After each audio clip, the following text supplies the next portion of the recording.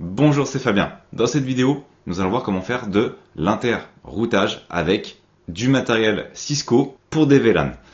Pour ça, je vais utiliser deux VLAN. On va avoir ici le VLAN 10, représenté par l'adresse IP d'un PC, qui sera 192.168.10, qui représente le VLAN pour faire simple. Point 2, donc ça c'est l'IP du PC qui sera dans le VLAN 10. Et objectif, qui communique avec le PC qui est dans le VLAN 20. Et pour faire simple, j'ai fait 192.168.20 pour représenter le VLAN. Point 2, qui est donc l'adresse de notre PC dans le VLAN 20. J'ai ensuite créé le schéma pour que vous puissiez comprendre exactement comment on va procéder étape par étape. Je vous explique avant et ensuite on va faire les manipulations. Pour l'instant, il n'y a aucune configuration qui a été commencée. Donc on a un switch. Ce switch, j'ai ici noté les interfaces pour que ce soit facile à retenir. Et on a ensuite un routeur. Comment on va procéder? Eh bien, au niveau de ce switch, on va lui indiquer qu'on a un VLAN 10, un VLAN 20, et lui indiquer que sur ce câble, eh bien, il communique avec le VLAN 10. Et pour ça, on va utiliser le mode Access. Ensuite, on va faire la même chose sur ce câble, en lui indiquant que c'est le VLAN 20 sur lequel il doit communiquer ici, et pareil, mode Access. Sauf que pour pouvoir faire le routage entre les deux, eh bien, on va utiliser le routeur qui se trouve ici. Et pour ça, on a besoin de faire passer le VLAN 10 et le VLAN 20 jusqu'au routeur. Et donc, on va utiliser le mode Trunk qui nous permet de faire passer dans ce câble plusieurs VLAN. Et en l'occurrence, on va autoriser le VLAN 10 et le VLAN 20. Sauf que lorsqu'ils vont arriver ici, ils peuvent toujours pas communiquer. L'objectif, c'est donc au niveau du routeur de créer des sous-interfaces correspondantes à chaque VLAN. Donc pour ça, puisqu'on n'a qu'une seule interface d'arrivée, on va créer une sous-interface. Donc l'interface ici, c'est gig 0/0/0. On va donc créer un /0, mais .10 pour représenter le VLAN 10, puis un .20 pour représenter le VLAN 20, et on va donner l'IP de la passerelle. En fait, ça sera ici la passerelle. Donc 20.1, puis 10.1 pour chaque interface, et donc ce qui permettra de faire le routage de l'un vers l'autre, d'un VLAN vers l'autre. Pour faire simple, ce VLAN, lorsqu'il va communiquer avec lui, eh bien, il va envoyer le ping ici, qui enverra au routeur. Le routeur sait où se trouve la passerelle donc du VLAN 10, et il va renvoyer ici au switch. Le switch sait que pour aller vers le VLAN 10, il faut aller là, et donc ils vont pouvoir communiquer comme ça. On va commencer les manipulations. Première chose, bien entendu, paramétrer déjà les PC. Donc on a dit qu'on allait paramétrer donc le PC avec le VLAN 10, donc 192.168.10.2, masque, on va faire un /24, on va pas s'embêter, on fait simple. 192.168 pour la passerelle, on a dit que c'était l'interface qui se trouve ici, donc 10.1, et on n'a pas besoin de serveur DNS. Voilà, le PC1 du VLAN 10, il est prêt. Maintenant, on passe au PC numéro 2. On va aller ici modifier l'adresse IPv4, 192.168, ici on indique qu'on était dans le 20, donc 20.2, l'adresse qui est ici, le masque /24, on s'embête pas, 192.168.20.1 pour la passerelle, donc la passerelle qui se trouve ici sur l'interface 20.0.20 qu'on va créer par la suite, et c'est terminé pour nos deux PC. Voilà, c'est déjà réglé.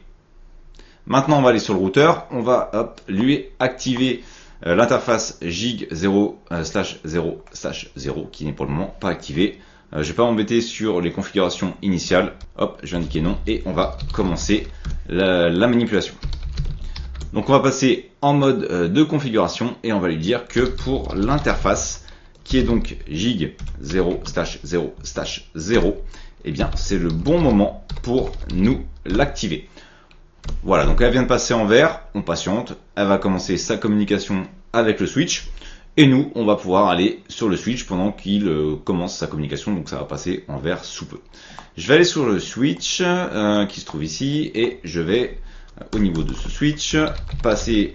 Alors pardon, j'ai été trop vite, il faut que juste je patiente le temps qui termine de faire la translation, mais du coup après, je vais continuer, mais j'ai été trop vite dans la commande.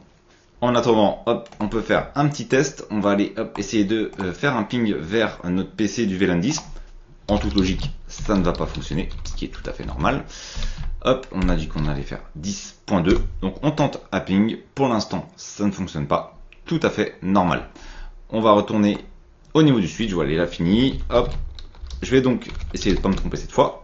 Je vais passer donc en mode configuration. Au niveau du mode configuration, je vais lui déclarer qu'on a un VLAN 10 et qu'on a également un VLAN 20. Alors je me suis pas embêté, j'ai pas mis de description, j'ai pas mis les noms. Je vais faire au plus simple pour que ce soit le plus compréhensible possible. Ici, si je vais dans config, maintenant VLAN database, on peut voir que en renseignant le VLAN 10 et le VLAN 20, il est au courant qu'on a un VLAN 10 et un VLAN 20. Et maintenant, on va pouvoir continuer. On va lui indiquer qu'au niveau de l'interface FA02, eh bien, il doit communiquer avec le VLAN 10 en mode access. Donc, je vais lui indiquer interface FA02. Je suis sur l'interface FA02. Je lui indique donc que sur cette interface, c'est un switch port mode access et que ce fameux switch port mode access doit être sur le VLAN 10. Affaire réglée, on passe à l'interface FA. Donc on peut voir que c'est passé en orange le temps qu'il fasse la configuration. Pendant ce temps-là, on s'occupe du FA03 pour lui dire que cette fois-ci, c'est du VLAN 20. Donc je vais aller sur l'interface FA03 et cette fois-ci, je vais lui dire pareil. Alors je suis un peu feignant, désolé, je reviens en arrière pour reprendre la commande. Donc switch port mode access, ok. Et cette fois-ci, on a dit VLAN pas 10, mais on est bien sur le VLAN 20. Il passe en orange et il est en train de faire la configuration. Donc ce qui va passer ici, c'est du VLAN 20 et ici, c'est du VLAN 10. On peut d'ailleurs refaire un petit test de ping. Ça ne va pas fonctionner, c'est tout à fait normal. Pourquoi ça ne fonctionne pas? Eh bien, tout simplement parce que on n'a toujours pas fait ici le routeur, la configuration pour lui permettre de passer. Mais avant ça, on va avoir besoin de faire quelque chose d'important. C'est ici, on a donc le VLAN 10 pour communiquer, le VLAN 20 pour communiquer. Sauf qu'ici, j'ai bien dit, il faut faire un trunk lui permettant au switch de faire passer aussi bien le VLAN 10 et le VLAN 20 jusqu'au routeur. Donc pour ça, on va passer sur l'interface FA01, donc l'interface qui se trouve ici. Et donc on va aller vers le routeur qui se trouve ici. On va lui indiquer cette fois-ci no switch port mode access au cas où c'était par défaut, généralement c'est par défaut. Donc je vais lui indiquer que ce n'est pas le cas et je vais lui indiquer que je souhaite un switch port mode trunk.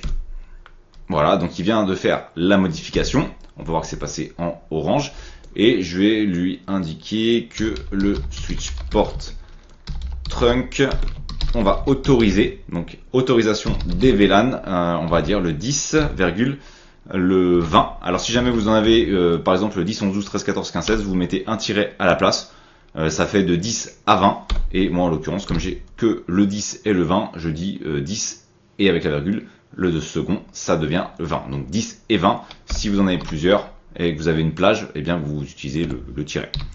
Donc on autorise sur ce trunk les VLAN 10 et 20 à passer. Donc maintenant nos VLAN peuvent aller jusqu'au routeur. On peut d'ailleurs aller vérifier au niveau de la configuration de notre fameux routeur. Hop, voilà. Et voilà. Donc là on a nos configurations. Mode access. Donc pour le VLAN sur le 3, le 20. Sur l'interface FA02, le 10. Sur l'interface 1, on a bien l'autorisation des deux VLAN en mode trunk, donc les deux passent jusqu'au routeur. Ça ne fonctionnera toujours pas et il ne reste plus qu'une chose à faire, et bien c'est configurer les sous-interfaces sur le routeur. Donc on va aller ici, je crois que j'étais déjà dans l'interface gig 000, voilà, j'y étais déjà. Mais bon, comme on veut faire les choses bien, on va y retourner. Hop, on va imaginer qu'on n'y était pas, hop, je suis ressorti et je vais revenir dans cette dernière. Sauf que cette fois-ci, je vais pas indiquer 0/0/0, j'ai indiqué 0/0/0.10.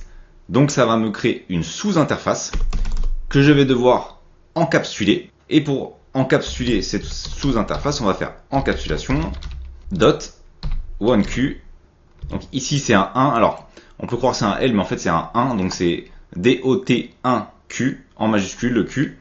Et on va lui dire quel VLAN on souhaite encapsuler. Donc ici, on a dit .10, en toute logique, puisque pour que ça corresponde, on va dire que c'est le VLAN 10. Donc j'indique VLAN 10. L'encapsulation, elle est OK. Et maintenant, il ne me reste plus qu'à faire quoi? À lui donner la fameuse adresse IP pour cette sous-interface. Donc je vais lui dire, comme j'ai noté ici, 192.168.10.1. C'est la sortie de mon VLAN 10, tout simplement. Hop, donc c'est ma passerelle. Et voilà, je fais OK. Et je vais aller sur la deuxième interface, la sous-interface que je souhaite créer. On a dit interface. Et cette fois-ci, ça va être gig 0/0/0 toujours. Et .20 cette fois-ci. Et voilà, donc l'interface, elle vient d'être créée. On a dit encapsulation, sauf que cette fois-ci, je vais pas faire encapsulation .10, mais 20, puisque c'est le point 20, donc ça représente mon VLAN 20. Donc je vais dire, OK, ici, ce sera la sortie du VLAN 20, et je vais utiliser l'adresse IP, donc pas 10.1, mais 20.1 sur cette interface, pour représenter la sortie du VLAN 20. Et je vais faire entrée. Voilà, donc c'est terminé. On a fait ce qu'on avait à faire et normalement le routage inter-VLAN doit fonctionner. Je vais aller ici. Alors, je vais lancer le ping. Rassurez-vous, normalement, ça ne devrait pas fonctionner sur le premier ping et à partir du deuxième, ça fonctionne. Alors c'est avec Cisco, je ne sais pas trop pourquoi ça fonctionne comme ça. Je vais me prendre une requête timeout et après, normalement, ça fonctionne. Voilà. Donc reply et désormais, on a bien la réponse de notre hôte 10.2. Donc moi, je me souviens les premières fois où je l'avais utilisé, on avait toujours ce fameux request timeout sur le premier et on se disait oh non, ça y est, on s'est loupé quelque part. En fait, il faut bien patienter le temps qu'on se prenne le deuxième pour voir si ça fonctionne. Maintenant, je peux relancer et j'ai plus de requête timeout. Ça fonctionne directement. Les chemins sont faits. Je peux tenter ici du 192.168.10.2 vers justement l'autre. Ça revient au même. De toute façon, c'est juste l'autre sens. Donc ça va fonctionner également. Et voilà, ça répond également du premier coup. Et puis si on veut vraiment faire les choses bien, on va aller vérifier le 20.1. Donc sur le routeur, ça répond également du VLAN 1 vers la passerelle du VLAN 2. Et puis du VLAN 10 jusqu'à la passerelle du VLAN 10. Normalement, ça devrait bien se passer également. Donc c'est terminé. Voilà, j'espère que ça sera assez clair au niveau de la construction de l'interroutage entre les VLAN. Ici, j'ai fait un schéma relativement simple en termes de réseau. C'était juste pour bien expliquer le fonctionnement de ce dernier. Et j'espère que les petites annotations vous aideront à bien comprendre comment fonctionne justement cet interroutage. Merci d'avoir regardé cette vidéo. Si vous n'êtes pas abonné, j'espère que cette vidéo vous donnera envie de le faire en cliquant sur le bouton s'abonner et en activant les notifications pour ne manquer aucune des prochaines vidéos. De plus, vous trouverez dans la description un sondage pour déterminer les prochains sujets. À très vite pour une nouvelle vidéo.